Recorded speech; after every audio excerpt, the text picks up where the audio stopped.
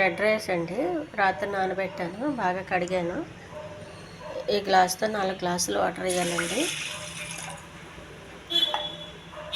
వెలిగించానండి. Rice కొంచెం ఐలోనే ఉడకాలి. Red rice ready అయిందండి. ఇది ఇంకా కొంచెం గట్టిగా ఉంది. ఈ వాటర్తో ఉడికిపోతుందండి. ఇదైతే నైటే నానబెట్టాలండి బియ్యము, ఎందుకంటే చాలా గట్టిగా ఉంటాయి కాబట్టి.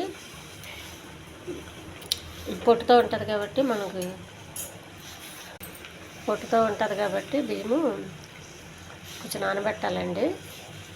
పాలిష్ తీసినవి కాదు కాబట్టి చాలా టైం పడుతుంది ఉడకడానికి. నేను 4 గ్లాసులు వాటర్ వేసానండి. చిన్న గ్లాసు బియ్యానికి ఇంత వాటర్ వచ్చింది. చాలా టైం తీసుకుంటుంది ఉడకడానికి. కుక్కర్లో అయితే పెట్టినండి. కుక్కర్లో పెడితే ఏంటంటే జిగురు వచ్చేసి మెత్తగా అయిపోతుంది.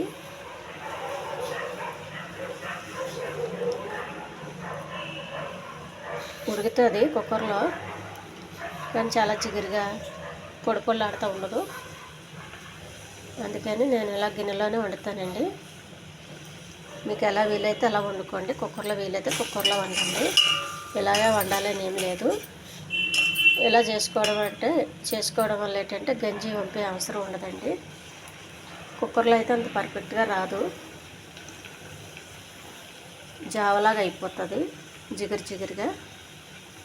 ఒకవేళ ఎక్కువ నీళ్ళు వేస్తే నీళ్ళు వంపేయాలి. అందుకని విటమిన్లు అన్నీ పోతాయి. రెడ్ రైస్ తిన్నా ఫలితం ఉండదు. అందుకే కొంచెం లేట్ అయినా ఎలా వండుకోండి. రోజు వండాలంటే ఇది ఎక్కువ గ్యాస్ అయిపోతుంది. అందుకని వారంలో 2 సార్లు అలా వండుకోండి. చాలా బాగుంటుంది. దీనికి ఏ కూర అయినా బాగుంటుందండి. వాటర్ దగ్గరికి వచ్చుతున్నప్పుడు స్టవ్ ఆపేయాలి, లేకపోతే తొందరగా మాడిపోతుందండి. మాడిపోతే అసలు తినలేము.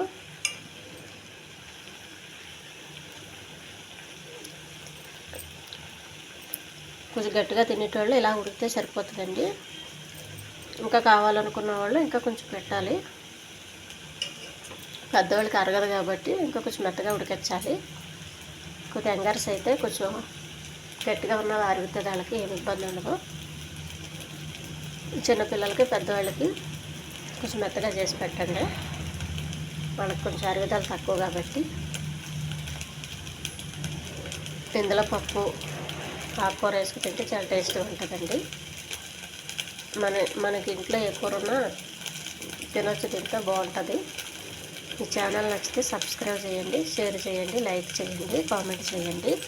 ఈ వాటర్ అంతా ఎగిరిపోయాక కొంచాలండి.